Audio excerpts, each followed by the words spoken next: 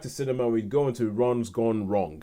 Now, this is, as I said, is an animation movie, and it's a film that it reminds me so much of like other films. A couple of months ago, I reviewed a film called The Mitchells versus the Machines, and this film, a bit like how when we spoke about Gunpowder Milkshake, and I spoke about a film on Netflix called Kate, which you feel as if the people who wrote these two films were in the same cafe and somebody overheard something from the other person. And the same thing with The Mitchells and the Machines versus the Machines and Ron's Gone Wrong. You feel like there was two people who were in the same cafe and kind of overheard each person's ideas, because Mitchells versus the Machine starts off with this guy who is kind of like a Steve Jobs Apple type, who goes to this big thing and he reveals the new thing that he wants to give to everybody in the world, which is this new robot which is going to replace your phone and blah blah blah blah, and then things go wrong, and then the robot's trying to take over the world. This also has the similarities are endless. They both have Olivia Colman in the cast. The tech genius at the beginning who's talking about how he wants to change the world is black. It's just kind of like this came off the same hymn sheet. This guy's also, what he's given the whole world is an upgrade on a phone. It's a robot. And this robot that he's given, which is called the B-Bot, because the company's called Bubble. So it's Bubble, B-Bot, Bubble Bot. And it goes out to all these kids, and these kids, it's kind of like taking how kids use their phones today, and this is where the film started diverging.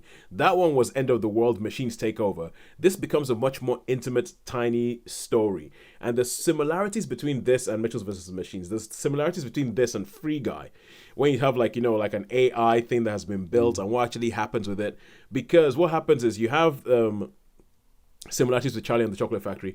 The main character of the film, who is a guy called Barney, he is kind of like Charlie in that his family, they're not that well off. You see his dad trying to make deals at home, trying to sort of sell all these different things, and the thing he wants is a bubble bot, because the bubble bot is becoming so big that even at school, you know how people, when kids arrive with their bicycles and then they have like a bike park, they have a bubble bot park where every kid in the school has one of these things, and he's the only one that doesn't have one.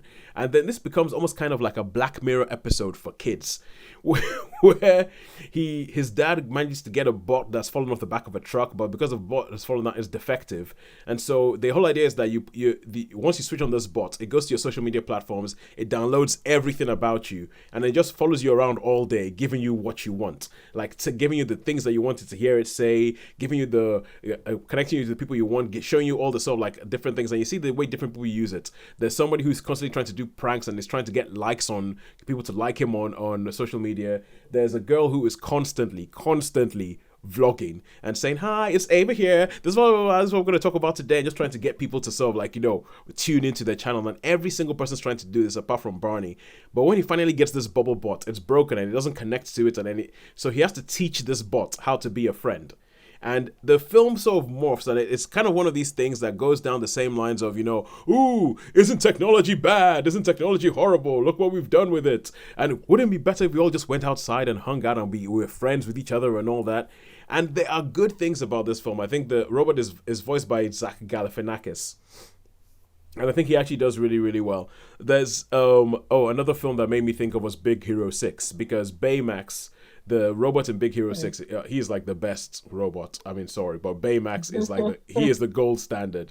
and there's elements of this where it gets a bit close to that, because you then have so you have the guy who created the robots, but then you have the businessman, his business partner, who is just all about, we want to take all these kids' information so we can sell stuff to them. And he goes, what if one of these bots is defective and it's out there? We need to recall this thing, and it becomes a bit like E.T.